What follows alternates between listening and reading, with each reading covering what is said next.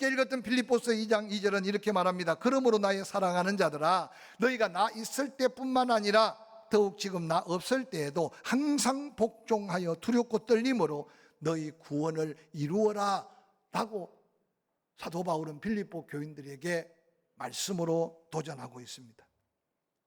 오늘 사도 바울이 말하고 있는 이 말씀은 우리가 구원받았던 구원의 진리와 좀 다른 모습으로 말하고 있다는 걸 느낄지 모르겠습니다. 구원은 전적인 하나님의 은혜고 우리가 어떤 행위로도 어떤 조건으로도 구원받는 게 아닌 구원에 대해서 우리가 수없이 말씀을 들었습니다.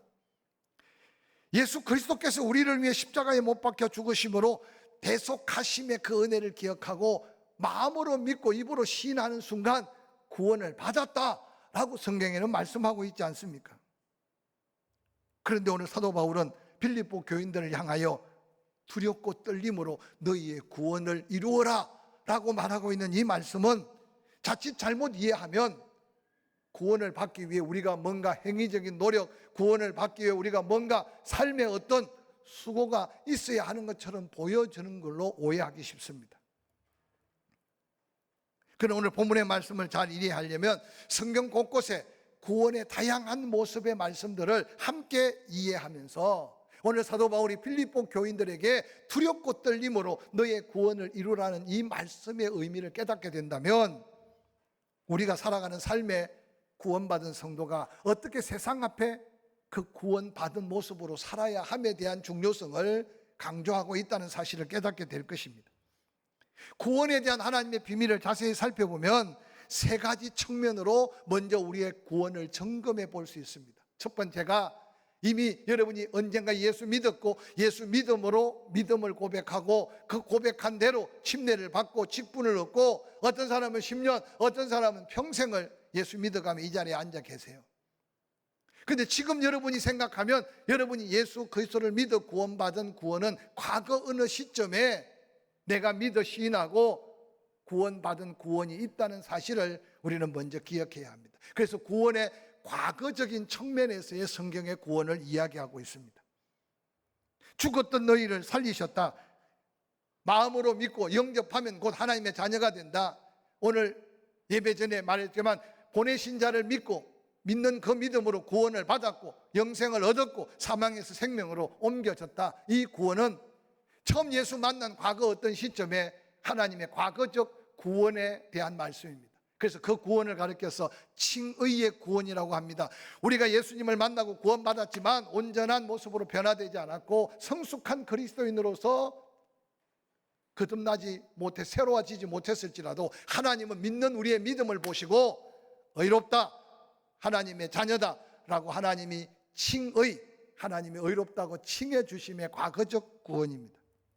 뿐만 아니라 구원의 미래적 측면도 있습니다. 우리가 구원은 받았으나 온전한 몸의 구속을 기다리는 소망 가운데 예수 그리스도 재림하시거나 우리가 죽어서 하나님 앞에 설 때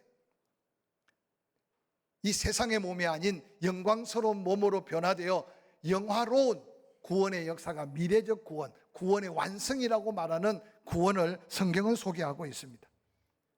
이런 의미에서 오늘 사도 바울이 너희 구원을 이루라고 하는 이 말은 예수 믿고 구원받아 칭의, 너는 내 자녀야, 너는 구원받았어, 너는 의롭다 하고 칭함을 받았지만 우리는 끊임없이 예수 그리스도의 장성한 분량으로 성장하고 성숙해져야 하는 생활 속에 삶의 거룩한 변화적 구원을 오늘 사도 바울은 빌립보 교인들에게 도전하며 전가하고 있는 겁니다. 그러므로 예수 그리스도를 믿지만 시험을 이겨야 하고 예수 그리스도를 믿지만 영적 싸움에서 이겨야 하고 예수 그리스도를 믿지만 나의 육신의 옛사람과 끊임없이 성령 안에서 거듭남의 증거로 변화를 받아 새롭게 되어야 되는, 즉 예수 닮아가야 되는, 그래서 우리가 죽을 때까지 성화 구원이라고 하는 구원받은 자가 예수 닮아가며 성숙해지는 그 구원의 길을 오늘 사도 바울은 소개하고 있는 겁니다. 오늘 빌립보서 2장에 사도 바울은 먼저 뭘 말씀합니다. 2장 5절에 너희 안에 이 마음을 품어라 곧 예수의 마음이다. 그는 근본 하나님의 본체시나 하나님과 동등됨을 취할 것으로 여기지 아니하고 오히려 자기를 비워 종의 형체를 가져 사람들과 같이 되었고 사람의 모양으로 나타나서 자기를 낮추시고 죽기까지 복종하셨으니 곧 십자가에 죽으심이라. 이 이름으로 하나님이 그를 지극히 높여 모든 이름 위에 뛰어난 이름을 주사 하늘에 있는 자들과 땅에 있는 자들과 땅 아래에 있는 자들로 모든 무릎을 예수의 이름에 꿇게 하시고 모든 이름 입으로 예수 그리스도를 주라 시인하여 하나님 아버지께 영광을 돌리게 하셨다. 그 예수가 너희의 삶의 본이 되고 신앙생활의 모델이 되어야 된다. 하나님의 뜻을 이루기 위해 자기를 낮추시고 죽기까지 낮추시고 복종하셨던 그 하나님의 뜻에 복종하는 예수 그리스도의 그 모습을 삶에서 이루어 가야 할 것을 지금 사도 바울은 빌립보 교인들을 향해 도전하고 있습니다. 사랑하는 성도 여러분, 이미 예수 믿는 그 순간 우리는 하나님 백성이 되고 천국 시민권이 주어지고 어떻게 믿다가 어떻게 살다가 죽어도 한 번 받은 구원은 잊어버리지 않기 때문에 그래서 나중에 불 가운데 부끄러운 구원을 받을 수는 있지만 택한 백성 하나님이 끝까지 구원하심에 대한 약속이 있습니다. 근데 사도 바울이 예수 그리스도를 믿고 구원받은 후에 자기의 삶을 돌아보니까 때때로 선한 마음을 갖고 하나님의 뜻을 이루려고 했는데 육신의 자기 옛 사람이 등장해서 행하고 나니 죄악이고 악한 결과가 나타난 걸 보고 사도 바울도 때때로 탄식합니다. 오라, 나는 곤고한 사람이다.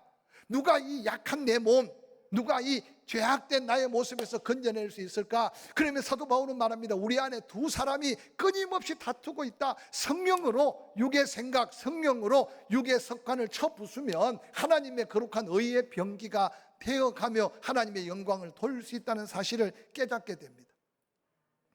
내가 예수 본받은 것처럼 너희도 나를 본받되 오늘 예수 그리스도께서 하나님의 뜻에 복종하는 이 모습이 너희들의 구원받은 삶에 나타나야 될 구원을 이루어갈, 즉 예수 닮아가고자 하는 자에게 중요한 영적인 삶의 모습이어야 한다고 소개하고 있습니다.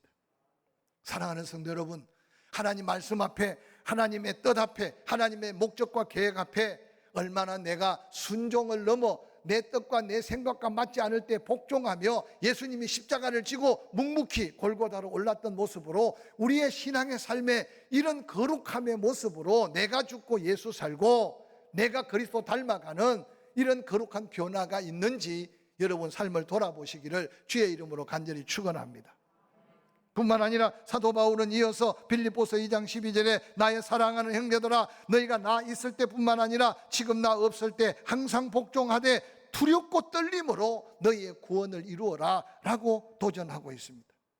본문에서 두렵고 떠는 것은 힘이 모자라기 때문에 아니면 노예적으로 내가 누군가 지배를 받아야 되기 때문에 두려움을 말하는 그 두려움이 아닙니다. 구원받은 하나님의 백성답게 경건하고 정직하고 진실되고 하나님 앞에 선 자신의 모습을 발견한 하나님 앞에 두렵고 떨림의 모습이라는 겁니다.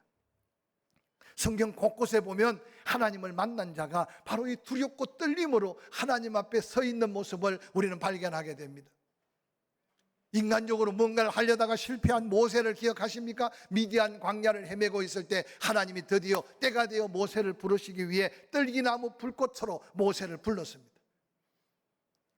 너무 신기한 떨기나무 불꽃을 바라보고 모세가 가까이 올 때 하늘로부터 하나님의 음성이 들렸습니다. 모세야, 모세야, 네가 선 곳은 거룩한 곳이다. 네 발에 신을 벗어라.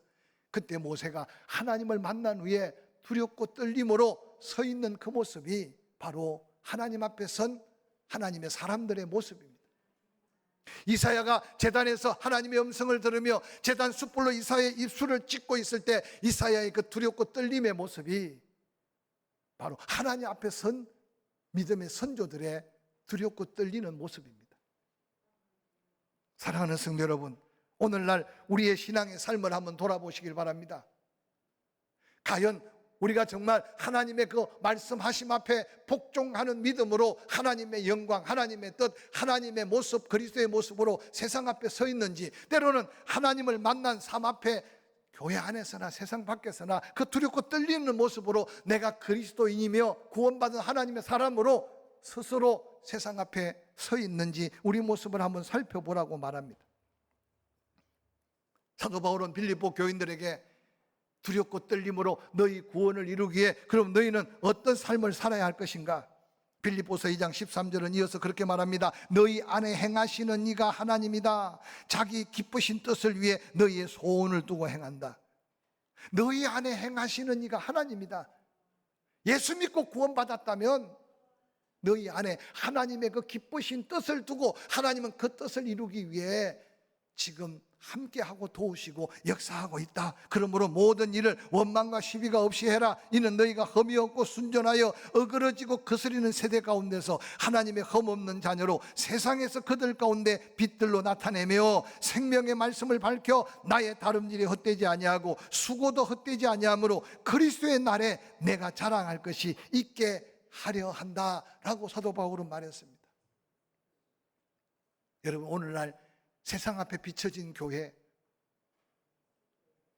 세상 앞에 비춰진 그리스도인들의 모습들을 다시 한번 보게 하는 이 시절 속에 다른 교회는 어떠하든 간에 우리가 함께 모여있는 포항침례교회 공동체, 그 안에 한 사람 한 사람 지체된 여러분의 모습이 오늘 사도 바울이 빌립보 교인들을 향해 그 소중한 보혈로 죄사함을 받고 그 하나님의 특별한 사랑으로 예수 믿어 구원을 받았다면 그 구원을 가치 있게 하라. 그 구원이 구원됨을 세상에 보여서 하나님께 영광을 돌리게 해라. 또한 그 복음을 전한 나로 하여금 자랑스러움을 누리도록 함께 복음으로 승리하자는 이 외침 속에 삶의 구원, 끊임없는 예수 닮아가는 거룩한 변화를 도전하고 있는데, 그러면 먼저 기억해야 될 건 하나님과의 관계를 재확인하라고 말합니다. 구원받았다고 해서 네 삶이 네가 주인이 아니라 구원받는 그 순간 하나님이 내 속에 역사하시고 하나님이 너를 주관하신다. 그러므로 하나님이 너희 주인 되심을 다시 한번 확인하며 하나님 앞에 그 기쁘신 뜻을 이루어가는 삶을 사는 자가 바로 삶의 구원을 이루어가는 영광스러운 믿음의 삶을 사는 자다라고 말했습니다. 너희 안에 행하시는 이는 하나님이라고 말씀하시는, 여러분, 이스라엘 백성들이 그 강력한 능력으로 이끄는 모세의 지도를 받고 40여년 광야의 우여곡절을 마치고 느보산에서 마지막 모세가 이제 건너갈 그 가나안 땅에 하나님이 약속한 축복들을 신명기서 3편의 설교를 들었습니다. 모세는 그 골짜기에서 하나님께 부름을 받고 갑자기 여호수아가 제2의 지도자가 됩니다. 여호수아 1장을 펼치면 여러분, 하나님이 전능하신 하나님인데 여호수아를 불러 세워놓고 계속 하나님이 뭐라고 말씀하시느냐. 특별히 여호수아 1장 9절을 한번 볼까요? 내가 내게 명한 것이 아니냐. 강하고 담대하라. 두려워하지 말고 놀라지 말아라. 내가 어디로 가든지 내 하나님 여호와가 너와 함께 하느니라. 강하라, 담대하라, 극히 담대하라고 하나님이 어떤 면에서는 여호수아 앞에 사정사정 내가 너와 함께한다. 모세와 함께 하던 것처럼 내가 너와 함께 할 것이다. 너는 두려워하지 말아라. 너는 놀라지 말아라. 강하고 담대해라. 사랑하는 성도 여러분, 신구약 성경 곳곳에 일하신 하나님은 하나님 마음에 합한 택함 받은 사람을 통해 역사하시는데, 하나님이 그들과 함께 할 때 하나님의 역사는 이루어지고 하나님의 뜻은 이루어졌던 사실을 잊지 않으시기를 주의 이름으로 간절히 축원합니다. 그래서 지난날 구원받은 구원을 너무 가볍게 여기지 말고 지금까지 살아오면서 하나님과 동행했던 삶의 흔적들을 소홀히 여기지 않기를 주의 이름으로 간절히 축원합니다. 할렐루야. 따라합시다. 내 안에 소원을 두시고 하나님이 역사하신다. 믿으시면 아멘. 뿐만 아니라 오늘 사도 바울은 더 이어서 모든 일에 원망과 시비가 없이 해라. 하나님의 사람이라면, 하나님이 함께하는 사람이라면, 구원받아 변화되어가는 예수 그리스도의 영광스러운 구원을 이루어 가려는 사람이라면 사람과의 관계도 달라야 된다는 것을 강조하고 있습니다. 이 시간에 혹시 여러분 세상에 인간관계가 얽히고 설켜 있다면 하나님 관계를 먼저 한번 살피시고 하나님이 나와 함께 하시고 내 안에 거룩한 소원을 두고 역사하신다면 우리에게 화목케 하는 직책까지 주셨다고 말씀하지 않았어요? 할 수만 있다면 얽히고 설키지 않는 하나님의 화평케 함을 삶에서 다시 한번 경험하되, 오늘 빌립보 교인들에게 구체적으로 모든 일에, 여기 모든 일에 포함되지 않는 일이 없다고 생각하고 모든 일에 원망과 시비가 없게 하라고 말씀하고 있습니다. 사랑하는 성도 여러분, 원망이란 말은요, 투덜거리고 수군거리며 불평하는 말과 삶의 자세. 시비는 뭐냐? 원망에서 수반되어 나타나는 논쟁과 다툼을 의미한다고 그렇게 풀이해 놨더라고요. 예수 믿어가면서도 어느 날 세상 속에, 직장 속에, 아니 교회 바깥에서 원망거리가 너무 많으면 안 된다는 거예요. 원망거리가 어느 날 논쟁을 일으키고 다툼을 일으키고, 그래서 어느 날 모든 관계가 깨어지는 이 비극을 그리스도인으로서 가져서는 안 될 모습으로, 아니 너희 구원을, 삶의 구원을, 예수 닮아가는 삶의 모습을 이루기 위해 오늘 빌립보 교회를 향해 외치는 이 복음이 우리에게 전해지는 또 다른 도전의 메시지가 될 수 있기를 주의 이름으로 간절히 축원합니다. 특별히 예수 믿으면서 세상 바깥의 생활도요, 얼마나 중요한지 몰라요. 덕이 돼야 돼요. 아멘 좀 해요. 본이 돼야 돼요. 할렐루야. 저 사람 교회 다니는 교인이 아니고 예수 믿는 믿음의 사람인 것을 드러내 보이기 위해 하나님이 함께 하시고, 하나님이 내 마음에 소원을 두고 역사하시고, 내가 입으로 하나님을 아버지로, 교회 와서 예배로 찬양으로 기도했으면 세상의 모든 일에 원망과 시비가 없도록 인간관계 속에 하나님의 사람다움을 도전하라고 하는 이 말씀이 우리에게 거룩한 믿음의 도전이 되기를 주의 이름으로 간절히 축원합니다. 오늘날 세상은 자기 권리를 주장하고 자기 자신을 드러내고, 아니 심지어는 없는 것까지 덧붙여서 자기를 PR하는 시대가 오늘 세상 시대입니다. 그런데 오늘 이런 시대 속에 원망과 시비가 없이 하라는 것은 어떤 면에서 자기 권리와 주장을 하기보다는 겸손히, 때로는 손해를 보고 때로는 오른밤을 치면 왼밤을 돌려대라는 말씀을 기억하면서 하나님의 역사를 기다릴 수 있는 인내함과 온유함과 겸손함으로 세상 속에 원망과 시비가 없이 하는 그리스도의 성품으로 세상 사람 관계를 하라는 이 말씀을 다시 한번 마음에 담고, 지금 날카로운 짜증과 원망과 불평이 가득한 세상 속에 우리의 믿음의 모습을 새롭게 좀 단장할 수 있기를 주의 이름으로 간절히 축원합니다. 정치하는 사람들 보세요. 다 지가 잘났어요. 다 지가 옳아요. 그런데 교회 안에 과연 그들이 잘못됐다고 말할 수 있는 우리의 모습이 있습니까? 할 수만 있으면 서로 허물을 덮어가고 서로 받아주고 용납하고, 그래서 원망이 있는 곳에 사랑이, 시비가 있는 곳에 화평이 넘치는 하나님의 도구로 우리의 성숙함이 더해지기를 주의 이름으로 간절히 축원합니다.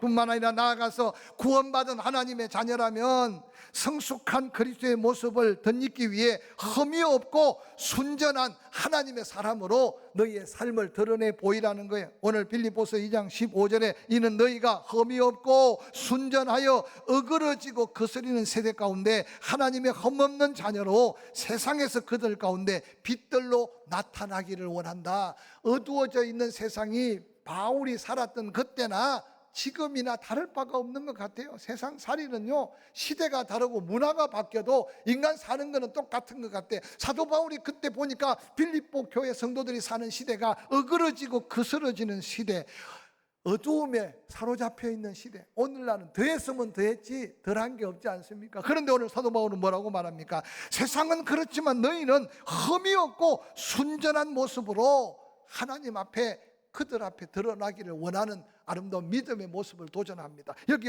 순전하다는, 흠이 없다는 말은 죄가 없다, 허물이 없다는 말이 아니에요. 비난받을 것이 최소한 없어야 된다. 손가락질 받을 짓을 하지 않아야 된다 라고 사도 바울은 지금 권면하고 있어요.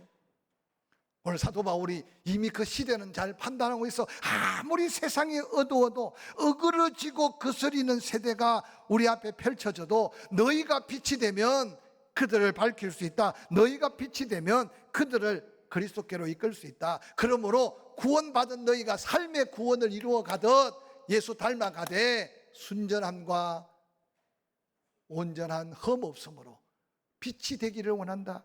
우리 예수님도 산에 오르는 제자들 앞에 말씀하셨어요. 많이 들었던 말씀이잖아요. 마태복음 5장 14절에 너희는 세상의 빛이라. 산 위에 있는 동네가 숨기지 못할 것이요 사람이 등불을 켜서 말 아래 두지 아니하고 등갱이야 두나니 이러므로 집안 모든 사람에게 비치느니라. 집안 모든 사람에게. 당시의 빛은요 조그마한 호롱불이었어요. 별 볼 일 없는 빛 같아도 그 빛을 말로 덮으세요 끄지 않으면 등경이에만 준다면 최소한 집안에 비춰지는 빛이다. 사랑하는 성도 여러분요, 어느 집안이든지 처음부터 그냥 한꺼번에 온 집안이 구원받는 사람 없어요. 복음의 씨앗이 떨어지면 언니가 동생에게, 동생이 언니에게, 딸이 아빠에게, 엄마에게. 그래서 어느 날 가루 서말의 누룩과 같이 복음은 반드시 빛을 발하여서 어두움을 물리치고 구원의 역사가 있는 능력의 빛이라는 사실을 믿으시기를 주의 이름으로 간절히 축원합니다. 너희가 빛이 되라고 하지 않았어요. 이 본문을 자세히 살펴보면 예수 그리스도를 영접하면 예수의 빛이 너희에게 임한다. 너희가 빛이다 라고 말했어요. 여러분 주변에 어두움을 느낍니까? 여러분이 그곳에 함께함으로 인해 빛이 드러나는 삶의 모습, 그것을 바로 삶의 구원을 이루어가는 예수 닮아가는 놀라운 믿음의 증거라고 오늘 사도 바울은 도전하고 있습니다. 그런데 그 빛이 집안을 비치고 나니까 형제가 구원받고 자매가 구원받고 그 가정이 또 빛이 되어 이웃에게 너희 빛을 사람 앞에 비치게 된다. 그들로 너희 착한 행실을 보고. 오늘날 여러분 혼자 살짝 예수 믿고 TV 채널을 비춰가며 설교나 듣고 내 하나 영혼 살아서 내 하나 구원받고 내 하나 복받고 내 하나 은혜 받는 개인주의적 신앙으로 타락되어 가고 있는 모습이 없다고 누가 이야기하겠습니까? 교회를 필요로 하지 않아요. 교회 가면 시끄럽다, 교회 가면 싸운다. 왜 교회가 그런 소문을 나야 합니까? 교회는 바로 내가 예수 믿어 빛을 발한 그 빛을 함께 모아서 세상을 향해 빛을 비추기 위한 하나님의 놀라운 복음의 전초기지라는 사실을 잊지 않으시기를 주의 이름으로 간절히 축원합니다. 아무 문제가 없으니까 오늘 그렇게 가르치고 싶어요. 교회에서 시험 드는 사람은 다 자기 책임이에요. 아무도 아멘 안 하네. 왜냐? 교회는 시험을 주는 곳이 아니고 교회는 시험을 이겨서 은혜 받게 하는 곳이라는 사실을 믿으시기를 주의 이름으로 간절히 축원합니다. 이 시간 이후로 교회에 와서 시험 들지 않기를 주의 이름으로 축복합니다. 근데 오늘 한국 교회가 그렇지 않단 말이에요. 말 몇 마디에, 행동에, 삶의 여러 가지 여건에 교회가 어느 날 상처를 주고 아픔을 줍니다. 그런데 오늘 하나님은 사도 바울을 통해 뭐라고 말합니까? 너희 빛을 세상에 비춰서 너희 착한 행실을 보고 하나님께 영광을 돌리게 하라는 것이 필리포 교회를 바라보는 사도 바울의 소원이고 하나님이 오늘 한국 교회를 향해 간절히 사모하는 하나님의 뜻이라는 사실을 믿으시기를 주의 이름으로 간절히 축원합니다. 여러분 대문에 포항침례교회 교패가 붙어 있다면 여러분 앞집과 특별한 관계를 가지시기 바랍니다. 언제 교회 나올지는 모르니까 위층에도 특별한 관계를 가지시고 혹이라도 위층에서 좀 시끄럽더라도 층간소음 믿음으로 견디고 여러분 사랑으로 좀 섬겨주시고, 그래서 어느 날 통로를 지나칠 때마다 저분은 포항침례교회 권사고 저분은 포항침례교회 장로고 나도 이제 언젠가 교회 가면 저분 따라간다. 아멘 좀 해요. 이게 오늘 사도 바울이 예수 믿고 구원받았다면 구원받은 모습이 예수 닮아가서 빛을 비추는 삶을 살기를 원한다는 거예요. 마지막으로 뭐라고 말합니까? 빌립보서 2장 16절에 생명의 말씀을 밝혀 나의 다름질이 헛되지 아니하고 수고도 헛되지 아니하므로 그리스도의 날에 내가 자랑할 것이 있기를 원한다. 그들이 전하는 복음으로 사도 바울이 수고하고 애썼던 것이 나중에 감사하여 자랑이 되기를 원한다. 그러면 덧붙여 뭐라고 말합니까? 17절 18절 만일 너희 믿음의 재물과 섬김 위에 내가 나를 전제로 드릴지라도 나는 기뻐하고 너희 무리와 함께 기뻐한다. 이와 같이 너희도 기뻐하고 나와 함께 기뻐하자. 오늘 사도 바울이 이 놀라운 변화, 이 놀라운 예수 그리스도를 닮아가서 세상 앞에 빛을 비추고 세상 앞에 착한 행실로 하나님께 영광을 돌리는 그 순간, 그것이 바로 우리가 누려야 될 기쁨이다. 할렐루야. 사도 바울은 그렇게 도전합니다. 이 기쁨이 저와 여러분의 기쁨이 되기를 주의 이름으로 간절히 축원합니다.